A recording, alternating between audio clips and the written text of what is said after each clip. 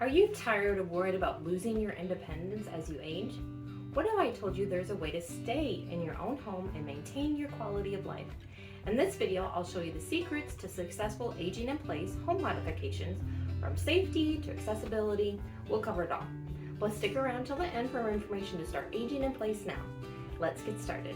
According to the U.S. Center for Disease Control and Prevention, aging in place is the ability to live in one's own home and community safely, independently, and comfortably, regardless of age, income, or ability.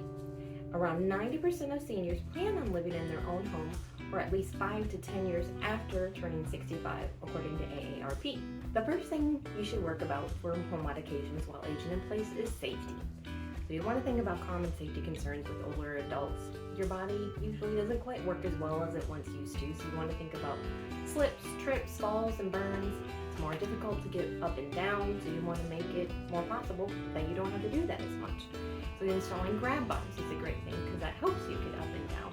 You can put them beside toilets, beside the bed, in the shower, anywhere that you're going to be getting up and down from. Make sure the grab bars can hold at least 250 pounds so that they're for varying sizes of people and that they are all the way in the studs and not just in the drywall. Another thing that you want to be concerned about is non-slip flooring. So if your bathroom has tile, you can put a coating on it that's non-slip and that'll last several years. You can just roll it on like paint and then you're covered. Or if you have carpet in your home, make sure it's really low thread so that it's less easier to trip on that as well. Secondly, you want to think about home modifications for accessibility. Mobility can become an issue as people age. As I said, our bodies deteriorate, unfortunately, and even other than getting up and down, getting across the house, you may need a walker, you may need a cane, you may need a wheelchair. So you want to think about home modifications that can increase your ability to actually get around in the house. Something major would be widening doorways and hallways.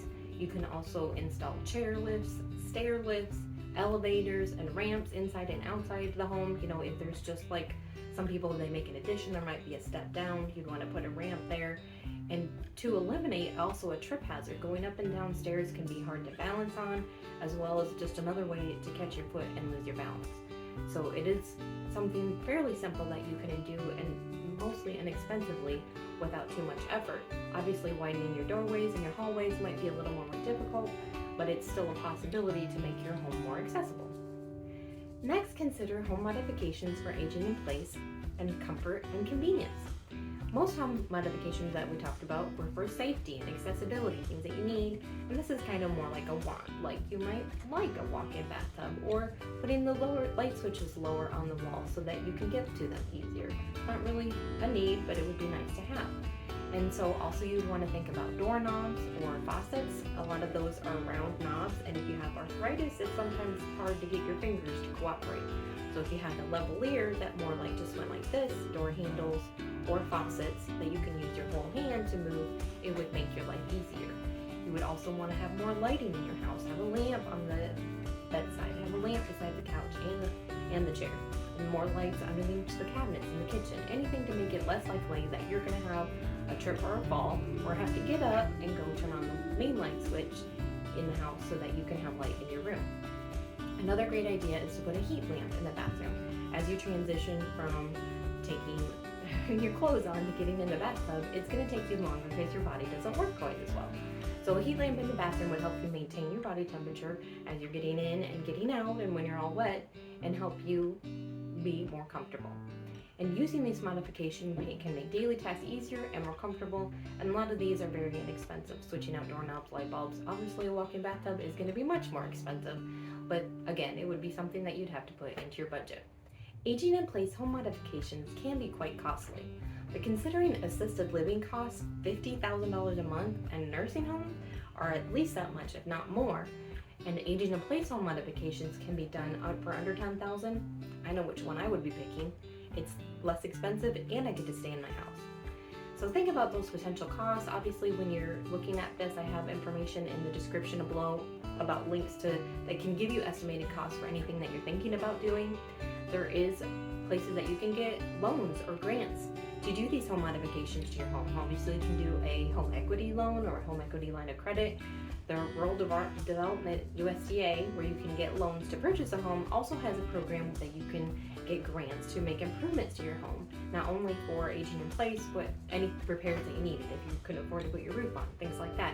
And that it can be a grant, so if you sell your home in just a couple years, you're probably going to have to pay it back. But if you stay in your home another 5-10 years, it might go away.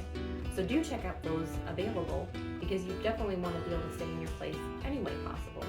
And obviously the best way to do the improvements would be by saving, but if you need something right away to be able to stay in your home, then those options are available. So why am I talking about aging in place home modifications?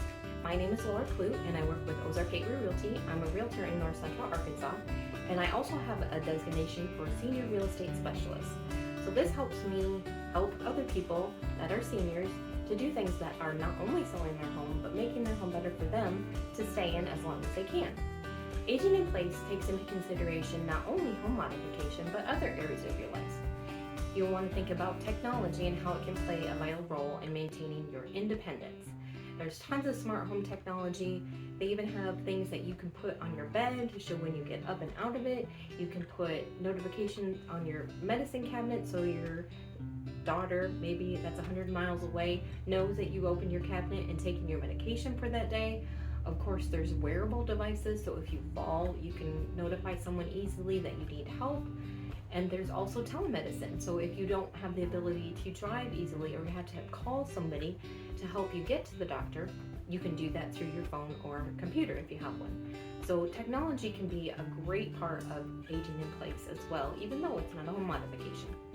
You do want to make sure that you keep your social support and stay connected with friends and family and the community. It is important for your overall well-being, and aging sometimes can lead to social isolation because you don't want to leave the home because you have to ask somebody to help you leave the home. But it's very important for your well-being to stay involved, get involved in clubs that you enjoy and volunteer, and just to keep your life interesting and have a purpose. It's very important for everyone, but especially as you age and you're less likely to go out. You won't have the work involved, your kids are grown up, your grandkids moved away, so it's important for you to stay involved in the church, in groups, in clubs, just to keep your life going. Also consider home health care. If you've gotten to the point that aging in place isn't necessarily easy for you, but you're not to the point of needing assisted living or a nursing home, home health care is the way to go. We have lots of great agencies in the area, so this is a great place to be doing something like that. You might require more specialized care, helping you taking your medicine every day, helping you care for your body, getting dressed, and things like that, and just moving around it within your home if you need help getting up and down. So home health can be really great before that last step that you may unfortunately have to take to assisted living or nursing home. Not only is your physical health important, but also your emotional and mental health. It can be very challenging emotionally for anyone, but as you go through changes of your body and your mind, it's much more apparent in elderly people. So find someone to talk to that you have well-rounded health. Maybe you need a counselor, maybe you just need a friend to talk to, maybe you just need a Bible study, or there's support groups for all kinds of things out there now. So just consider that as part of your life and staying involved, talking to people. All of it's important for your life and to get happiness out of every day. Aging in place can be accomplished with a few changes for maintaining independence and improving your quality of life. Have you made aging in place home modifications that I didn't mention today? Let me know in the comments below so viewers can benefit from your experience. Learn more about other possibilities as you outgrow your home in this video, why downsizing in retirement might be a terrible idea. Or download the information that I left in the description to help you start making changes now. Thanks for watching and have a blessed day.